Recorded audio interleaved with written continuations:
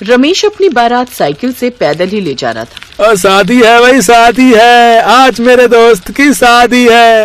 अरे चारों तरफ खुशियां मनाओ, मेरे गरीब दोस्त की शादी है। खैर किसी तरह वो लोग बारात लेकर लड़की के घर पहुंचे। लड़की वाले भी गरीब ही थे, उनका कच्चा मकान था, लेकिन कैसे भी करके दोनों की शादी हुई।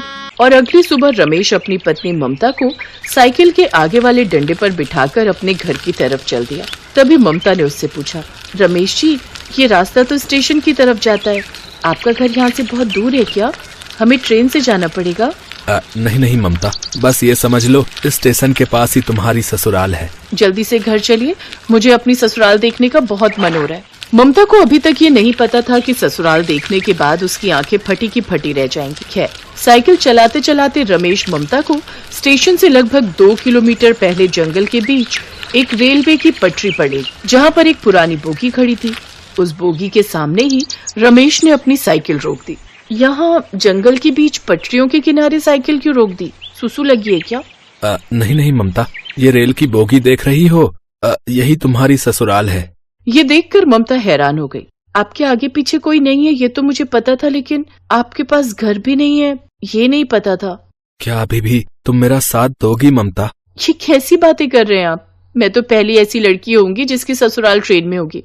अब देखना, इस ट्रेन की बोगी को मैं इतना सजा सवार दूंगी कि किसी महल से कम नहीं लगेगा। अरे वाह, रमेश जी ने तो शादी से पहले ही सारा इंतजाम कर रखा है। इस ट्रेन के ससुराल में बहुत मजा आएगा। ममता ने ट्रेन की बोगी को साफ सुथरा करके इतना अच्छा सजा दिया कि अब वो किसी अच्छे खासे घर से कम नहीं लग रहा था। रमेश जब अंदर आया तो देखकर हैरान हो गया। खैर रात में दोनों की सुहाग रात हुई और सुबह दोनों ही जल्दी उठ गए। ममता, मैं स्टेशन पर साफ सफाई का काम करता हूँ, मैं बीच बीच में यहाँ आता रहूंगा, अपना ख्याल रखना।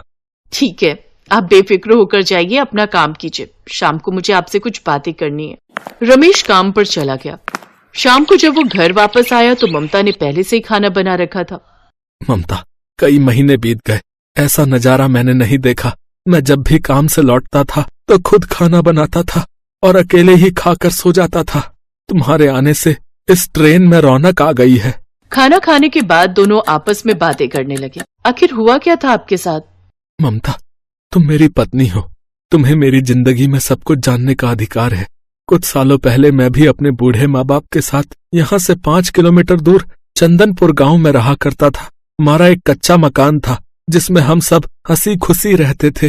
पिताजी खेती करते थे और मैं मेहनत मजदूरी करके कमा लिया करता था। तभी एक रोज पिताजी की तबीयत कुछ ज्यादा ही खराब हो गई। डॉक्टर ने कहा, देखिए, मैंने आप लोगों से कितनी बार कहा है कि इन्हें अस्पताल में भर्ती करा दो, लेकिन आप माने ही नहीं मेरी बात। कैंसर 2nd स्टेज पर जा चुका है, जल्द इन्हें अस्पताल में भर्ती नहीं कराया तो कुछ भी हो सकता है।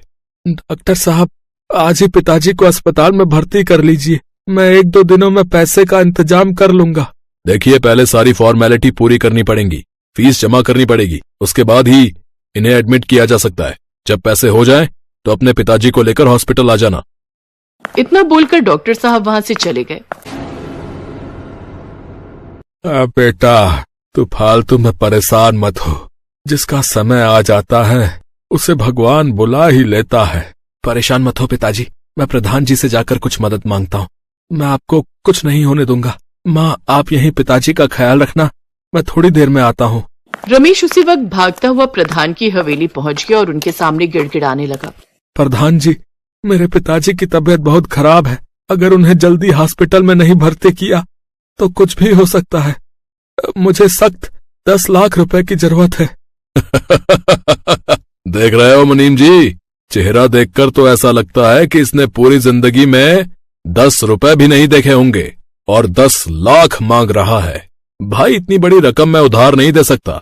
प्रधान जी, आप मेरा घर खेत सब कुछ गिरवी रख लीजिए, लेकिन मुझे पैसे दे दीजिए, बहुत जरूरी है। मैं तो इसी गांव का हूँ, आप तो मुझे जानते ही हैं, मैं कहाँ भाग जाऊंगा। ठीक है, मैं वकील साहब से बात करके तुम्हें 5 दिन बाद बुलाता हूँ। 5 दिन बाद आकर पैसा ले जाना। प्रधान जी, इतना समय नहीं है, मुझे इसी वक्त पिताजी को भर्ती कराना है। देखो, हमारे वकील साहब बाहर गए हैं, जब वो आएंगे तुम्हारा साइन हो जाएगा, तभी मैं तुम्हें पैसे दे सकता हूँ। अगर ज्यादा जल्दी है तो चोरी करो, डाका डालो, यहाँ मेरा सर मत खाओ। मुनीम जी, बाहर निकालो इस भिखारी को यहाँ से। प्रधान के आदमियों ने उसे धक्के मारकर भगा दिया। फिर 5 दिन बाद मुनीम रमेश को बुलाने आया। रमेश भागकर प्रधान जी के घर गया। उसने उनके कागजों पर बिना देखे ही साइन कर दिए और पैसे लेकर वापस आ गया। उसने तुरंत अपने पिता को अस्पताल में एडमिट तो कर दिया, लेकिन अब समय काफी हो चुका था। अगले ही दिन उसके पिता स्वर्ग सिधार गए। मैंने तो पहले ही कहा था कि इन्हें जल्द से जल्द एडमिट कराना पड़ेगा, लेकिन आप लोगों ने पैसों का इंतजाम करने में बहुत देरी कर दी। ले जाइए इन्हें। पिताजी के गुजर जाने के बाद उनके गम में मेरी माँ भी चल बसी। मैं इधर उधर साफ सफाई और झाड़ू लगाने का काम करने लगा। अब वो घर मुझे काटने को दौड़ने लगा था। फिर 1 महीने बाद प्रधान जी अपने वकील को भेजा। तब मुझे पता चला कि उन्होंने धोखे से मेरा घर, मेरे खेत सब अपने नाम करवा लिए थे। मुझे उस वक्त पैसों की इतनी जरूरत थी कि मैंने कागज पढ़े ही नहीं, ऐसे ही साइन कर दिए थे। रमेश की कहानी सुनकर ममता की आंखों में आंसू आ गए। आप चिंता मत कीजिए, जो बीत गया उसका तो कुछ नहीं कर सकते, लेकिन जिन्होंने हमारे साथ गलत किया है उनसे हम बदला तो जरूर लेंगे। मैं आपका साथ दूंगी। अब रमेश और ममता दोनों मिलकर स्टेशन पर काम करने लगे। ममता चाय और समोसे बेचने लगी। धीरे धीरे कुछ पैसा इकट्ठा करके ममता और रमेश ने ट्रेन की ससुराल से थोड़ी दूर सड़क के किनारे लकड़ी की एक छोटी सी चाय समोसे की टपरी खोल ली। इस रोड पर आप लोगों ने दुकान खोल करना जो है बहुत अच्छा किया। यहाँ दूर दूर तक आसपास कोई दुकान ही नहीं थी। कम से कम हम जैसे राहगीरों को एक सहारा तो मिला। अब सुबह से शाम तक उनकी दुकान पर लाइन लगा करती थी। उन्होंने खूब पैसे कमा लिए कुछ ही दिनों में। एक रोज उनकी दुकान पर उसी रोड पर ड्यूटी कर रहा पुलिस वाला आया। आप लोगों को मैंने ट्रेन की बोगी में देखा है। आपका कोई घरवर नहीं है क्या? ममता और रमेश ने अपनी सारी कहानी उस पुलिस वाले को सुना दी। कहानी जानने के बाद पुलिस वाले ने कहा, कानूनी रूप से तो आपका घर और खेत अब उस प्रधान का ही हो गया है, पर इसमें कानून का ही दिमाग लगाकर मैं आप लोगों की जमीन वापस कराऊंगा। भाभी जी, आपको तो प्रधान ने कभी देखा नहीं होगा। नहीं, मैं कभी उस गांव गई ही नहीं। कल मैं शादी वर्दी में आपके साथ भाभी जी उस प्रधान के घर चलेंगे। रमेश जी, आप दूर खड़े रहना। अगले दिन पुलिस वाला ममता के साथ अपनी कार से प्रधान के घर पहुंचा। प्रधान जी, मैं इन मैडम का मैनेजर हूँ। दरअसल ये इस गांव में एक साबुन की फैक्ट्री डालना चाहती हैं। आपकी परमिशन लेने आया हूँ। अगर आप परमिशन देते हैं तो हम आपको 1 करोड़ रुपए देंगे। अरे ये तो बहुत अच्छी खबर है भाई। फैक्ट्री खुल जाएगी तो हमारे बेरोजगार लौंडों को जो है काम मिल जाएगा है, और हमारा भी कुछ भला हो जाएगा है। मैनेजर, इनसे परमिशन लेटर पर साइन करा लो और इन्हें 1 की जगह 2 करोड़ दे दो। प्रधान को लालच आ गया और उसने बिना पढ़े ही कागजों पर साइन कर दिया। बहुत बहुत धन्यवाद प्रधान जी, आसानी से काम हो गया। मैं हूँ इंस्पेक्टर पांडे। रमेश जी, आ जाइए। तभी रमेश भी वहां आ गया। इस बेचारे का घर और खेत धोखे से अपने नाम कर लिया था ना। आज हमने भी तेरा ही तरीका अपनाया। आज से इन दोनों के खेत और घर इन्हें वापस मिल गए।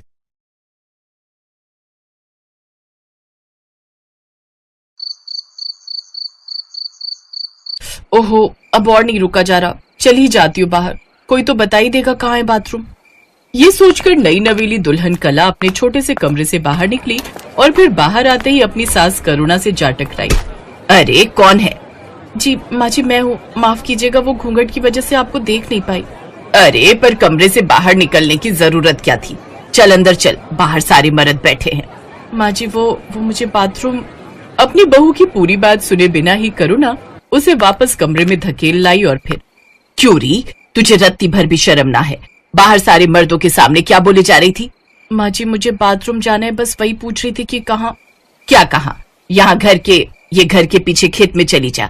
वैसे तो यहाँ सारी औरतें दिन छिपे ही जाती हैं, लेकिन अब तुझ में सब्र ही नहीं तो चली जा भी, पर याद रहे घूंघट जरा भी ऊपर नहीं होना चाहिए। माँ जी पर खेत में? हाँ तो घर के आंगन में जाएगी क्या? माँ जी घर में बाथरूम नहीं है क्या?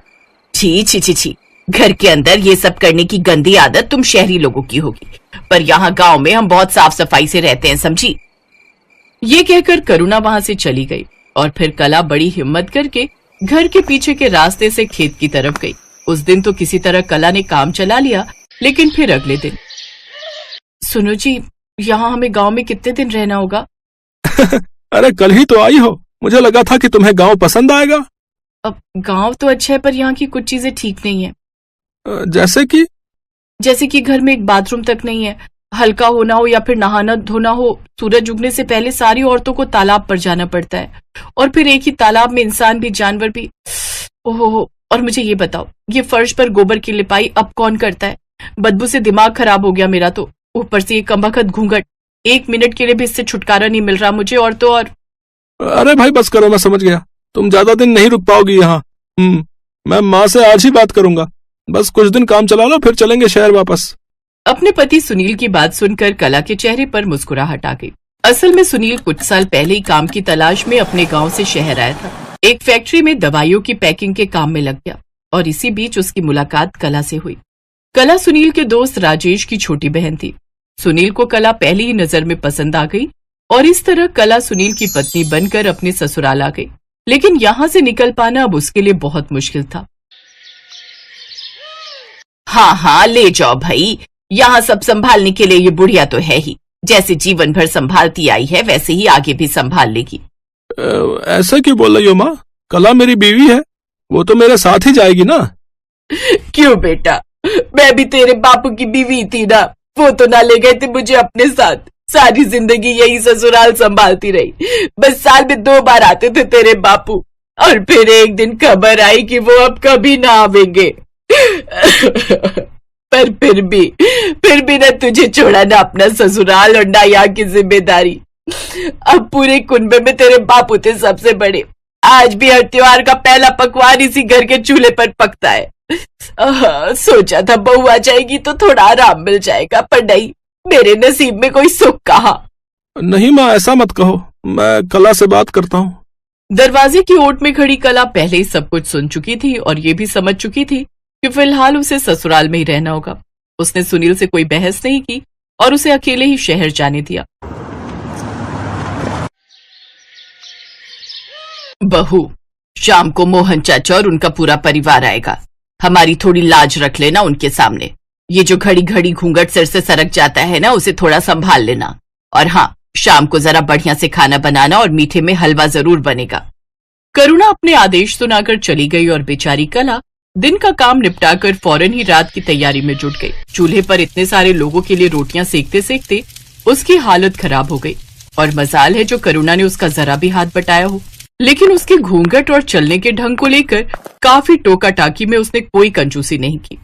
अरे जरा धीरे धीरे चल बहू, क्या कहेंगे सब, और ये रोटियां थोड़ी पतली बेल। कला को समझ आ गया था कि वो लाख कोशिश करके भी करुणा को खुश नहीं कर सकती, इसलिए धीरे धीरे उसने भी हाथ पैर डाल दिए। वो करुणा से बहस तो नहीं करती थी, लेकिन अब काम उतना ही करती थी जितना उसके बस में था। और फिर एक दिन, माँ इस बार हफ्ते भर की छुट्टी लेकर आया हूँ।